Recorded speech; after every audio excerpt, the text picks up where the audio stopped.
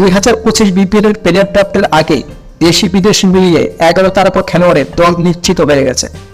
আজকের ভিডিওতে আমরা দেখব কোন 11 তারকা খেলোয়াড় প্লেয়ার ড্রাফটের আগে সরাসরি সাইনিংয়ে দল পেয়েছে।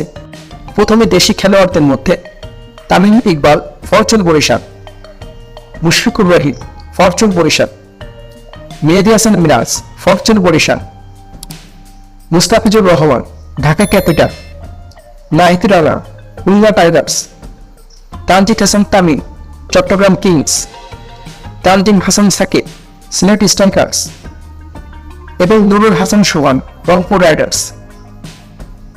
বিদেশি খেলোয়াড়দের মধ্যে দল নিশ্চিত হয়েছে David Miller, Fortune Barishal; Faheem Ashraf, Fortune Barishal; এবং আজমতুল্লাহ ওমর চাই, রংপুর রাইডার্স।